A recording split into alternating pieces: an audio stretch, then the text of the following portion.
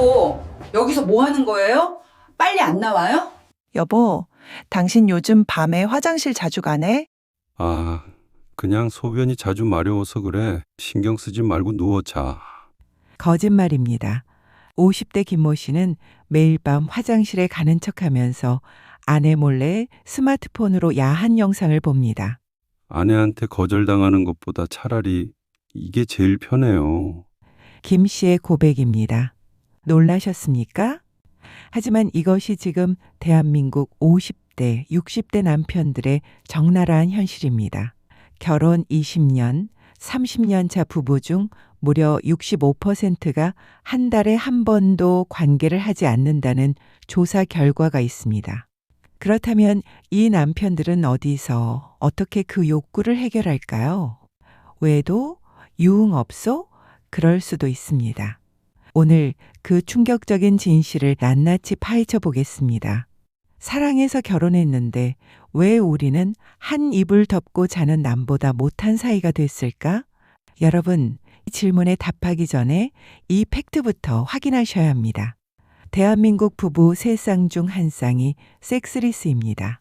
그런데 더 소름 돋는 진실은 그중 절반 이상의 남편들이 먼저 문을 닫아버린다는 겁니다. 당신 진짜 너무하는 거 아니야? 우리가 부부야? 아니면 그냥 동거인이야? 나도 여자로서 자존심 상해. 아, 또 시작이네. 피곤하다고 했잖아. 내일 프로젝트 보고 있는 거 몰라? 제발 잠 좀 자자. 남편의 이 피곤해라는 3글자. 여러분은 정말 이게 육체적인 피로라고 믿으시나요? 전문가들은 말합니다. 이건 피곤하다는 뜻이 아니라 당신과는 더 이상 에너지를 쓰고 싶지 않다는 일종의 거부 선언이라고요. 그렇다면 그 건강하고 멀쩡한 남자의 본능적인 욕구는 다 어디로 증발했을까요? 단순히 바람이라고 치부하기엔 그 속사정이 너무나 은밀하고 때로는 눈물이 날 만큼 처절합니다. 오늘 영상 끝까지 보시면 남편의 핸드폰 검색 기록보다 더 충격적인 욕구의 탈출구와 그 심리를 보게 되실 겁니다. 남자가 아내를 여자가 아닌 가족 혹은 상사로 보게 되는 과정에는 아주 잔인한 현실 사례들이 있습니다. 남편이 퇴근 후 기분 좋게 샤워를 하고 아내 옆으로 다가와 허리를 감쌉니다. 여보, 오늘 비도 오고 하는데 맥주 한잔 할까? 분위기도 좀 내고. 아, 끈적거리게 왜 이래? 나 오늘 집안일 하느라 허리 끊어질 것 같아. 당신은 눈치도 없어? 당신은 내가 컨디션 안 좋은 것 안 보여? 그저 자기 생각밖에 안 하지?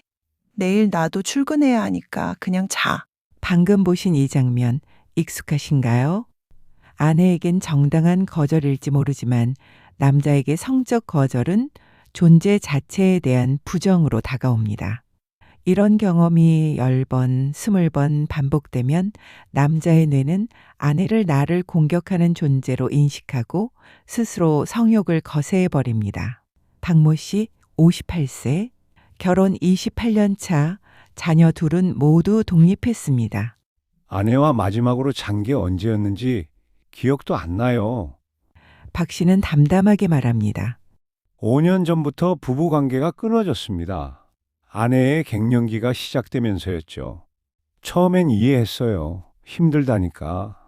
그런데 1년, 2년 지나도 똑같더라고요. 박 씨는 조심스럽게 요구해봤지만 돌아온 건 차가운 반응뿐이었습니다. 나이도 있는데 왜 자꾸 이래? 피곤한데 그런 생각은 어떻게 해? 결국 박 씨는 포기했습니다. 요구하는 것 자체가 죄인이 된 기분이었으니까요. 그렇다면 박 씨는 어떻게 지낼까요? 새벽에 일어나서 아내 깨기 전에 화장실에서 혼자 해결해요. 박 씨만의 이야기가 아닙니다. 이모 씨 62세는 더 솔직합니다. 우리 집사람은 3년 전부터 코 고는 게 시끄럽다고 아예 방을 따로 씁니다. 처음엔 서운했지만 이제는 오히려 편합니다. 제 방에서 맘 편하게 그러죠. 눈치 볼 필요도 없고. 이 씨는 매일 밤 스마트폰으로 성인 콘텐츠를 봅니다. 요즘은 다 있더라고요. 클릭 한 번이면 다 있어요. 그런데 문제가 생겼습니다. 점점 더 자극적인 걸 찾게 돼요. 처음엔 가벼운 것만 맞는데 이제는 이 씨는 말끝을 흐립니다. 스스로도 이게 정상이 아니라는 걸 알고 있습니다. 최모 씨 55세의 경우는 더 심각합니다. 처음엔 그냥 궁금해서 채팅 어플을 클릭했어요. 아내와 대화가 없어진 지 오래였습니다. 같은 집에 살지만 남남처럼 지냈죠. 거기서 만난 여자가 제 이야기를 들어주더라고요. 진짜 오랜만에 누가 날 이해해주는 기분이었어요. 온라인 대화는 점점 깊어졌고 결국 실제로 만나게 됐습니다. 딱 한 번만이라고 생각했는데 한 번이 두 번 되고 만남을 계속 이어갔습니다. 6개월간 관계를 이어갔습니다. 하지만 상대 여자가 돈을 요구하기 시작했습니다. 저한테만 특별한 줄 알았는데 알고 보니 직업적으로 하는 사람이더라고요. 최 씨는 결국 2천만 원을 잃고 관계를 정리했습니다. 바보 같았죠. 그냥 누가 날 원한다는 느낌이 좋았어요. 남편들이 욕구를 배설하는 4가지 비밀 통로가 있습니다. 이제 진짜 본론입니다. 집에서 거절당한 그 에너지는 어디로 흐를까요? 대부분의 남편은 여기서 욕구를 풉니다. 첫 번째, 현실의 아내는 나를 평가하고 비난하지만 가상세계는 다릅니다. 휴대폰 속에 비난하지 않는 그녀들에게로 갑니다. 전문가들의 조사에 따르면 50대 이상 남성의 73%가 자위행위로 성욕을 해소한다고 합니다. 장소는 다양합니다. 화장실이 가장 많고 그 다음이 자가용 안, 그리고 사무실이나 집 창고 같은 곳입니다. 강모 씨 61세는 매일 아침 출근 전 차 안에서 해결합니다.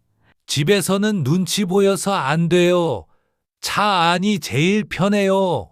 강 씨는 지하 주차장 구석진 곳에 차를 세우고 20분 정도 시간을 보냅니다. 아무도 모르죠. 출근길에 뉴스 보는 거랑 뭐가 다르겠어요. 정모 씨 59세는 더 계획적입니다. 아내가 수요일마다 친구들 만나러 가거든요. 그날을 기다립니다. 때론 마음이 설레일 때도 있답니다. 정 씨는 아내가 외출하면 집에서 편하게 시간을 보냅니다. 젊었을 땐 부끄러웠는데 이제는 그냥 생리현상이라고 생각해요. 하지만 모든 게 순조롭지만은 않습니다. 가끔은 허무해요. 끝나고 나면 공허하달까? 조모 씨 64세의 고백입니다. 사람 손길이 그립죠. 아내랑 손이라도 잡고 싶은데 그것조차 어색해요. 의사들은 이런 상황이 장기화되면 문제가 될 수 있다고 경고합니다. 실제 사람과의 관계는 더욱 서툴러지고 혼자만의 방식에 익숙해지면서 부부 사이는 돌이킬 수 없이 멀어진다는 겁니다. 와이프랑 하려면 비위 맞춰야 하고 끝나고 나면 또 무슨 소리를 들을지 겁나. 근데 여긴 내 마음대로잖아. 내가 최고라고 해주니까. 최근에는 단순 야동을 넘어 AI 채팅이나 VR 연애 시뮬레이션에 중독되는 남편들이 폭증하고 있습니다. 이건 육체가 아니라 자존감을 해소하는 과정입니다. 두 번째, 고통으로 욕구를 지우는 신체적 고난을 선택합니다. 갑자기 자전거에 수천만 원을 태우거나 헬스장에서 토할 때까지 운동하는 남편들. 건강해 보이죠? 아닙니다. 아, 죽을 것 같네. 이렇게 몸이 부서져야 집에 가서 잡생각 없이 바로 뻗어 자거든. 그래야 와이프 눈치 안 보지. 하지만 이런 방법도 한계가 있습니다. 운동 안 하는 날은 또 그 생각이 나요. 윤 씨의 말입니다. 결국 근본적인 해결책은 아닌 것 같아요. 그냥 회피하는 거죠. 취미 활동에 몰두하는 사람들도 있습니다. 이건 성욕을 근육통으로 치환하는 일종의 자학적인 방어 기제입니다. 세 번째, 사회적 인정 중독입니다.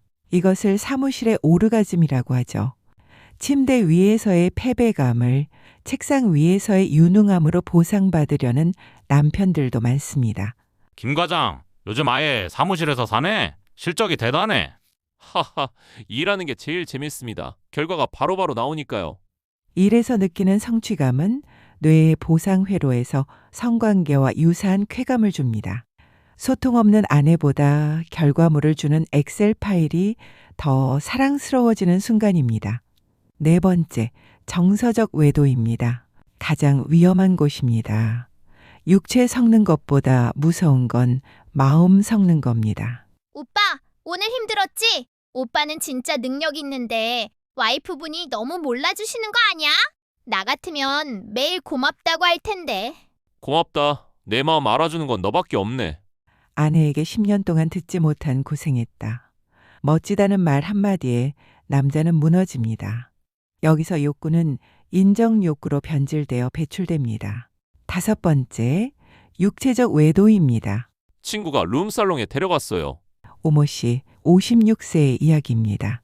처음엔 그냥 술 마시는 자리인 줄 알았어요. 하지만 젊은 여성들이 옆에 앉고 분위기가 이상해졌습니다.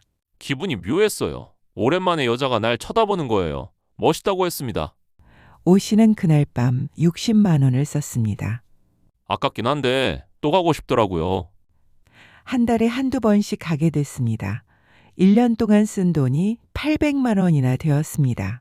들키면 이혼이에요. 알면서도 발을 끊을 수가 없어요. 더 위험한 건 성매매입니다.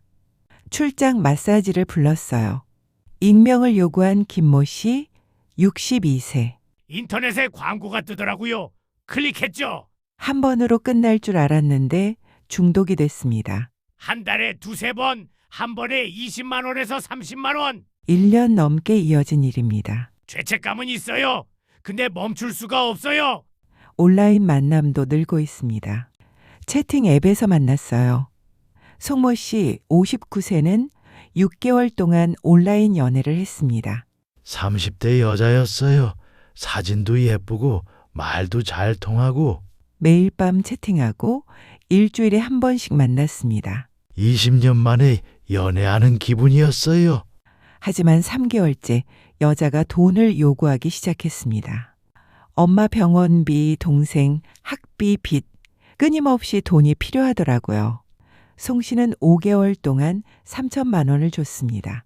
나중에 알고 보니 직업적으로 하는 사기꾼이었어요. 사진도 가짜. 아내가 알까봐 경찰에 신고도 못했습니다. 제 인생 최악의 실수예요.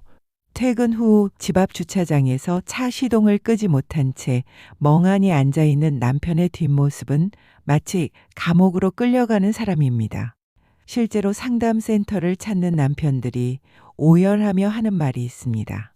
저라고 왜 아내랑 뜨겁게 사랑하고 싶지 않겠어요? 근데 그 현관문을 여는 게 지옥 같아요. 들어가면 또 자식 얘기, 양가 집안 얘기, 내 능력 부족 얘기, 제가 설 자리가 없어요. 저는 그냥 돈 벌어오는 기계고 아빠일 뿐이에요. 남자로서의 나는 이미 죽었어요. 여러분, 남편들이 진짜 원하는 건 화려한 기술이나 야한 속옷이 아닙니다. 오늘 힘들었지? 당신은 여전히 나한테 든든한 남자야. 이 따뜻한 말 한마디와 다정한 눈빛, 남자는 그것만으로도 밖으로 돌리던 모든 에너지를 다시 안방으로 가져올 준비가 되어 있습니다. 만약 우리 부부가 위험하다고 느끼신다면 오늘 밤 당장 잠자리부터 시도하지 마세요. 그건 오히려 서로에게 부담만 줍니다. 첫째, 비난을 질문으로 바꾸세요. 당신 왜 그래가 아니라 요즘 당신 마음이 어디가 있는지 내가 궁금해라고 물어봐 주세요. 둘째, 비성적 스킨십부터 복구하세요. 섹스가 목적이 아닌 TV 볼 때 손잡기, 출근할 때 3초 포옹하기부터 시작하세요. 뇌의 경계심을 풀어야 합니다. 셋째, 서로를 이름으로 부르세요. 애 아빠, 누구 엄마가 아닌 영수 씨, 영희야라고 부르며 다시 파트너로서의 위치를 일깨워 주세요. 섹스리스는 부부 중 한 명의 잘못이 아니라 소통의 불통이 만든 안타까운 결과입니다. 오늘 이 영상을 통해 남편의 은밀한 도피처를 이해하게 되셨다면 이제 그 문을 열고 남편의 손을 먼저 잡아보시는 건 어떨까요? 여러분의 부부관계는 지금 어떤가요? 댓글로 여러분의 사연을 남겨주시면 함께 고민해 보겠습니다. 오늘 내용이 도움되셨다면 구독과 좋아요 부탁드립니다.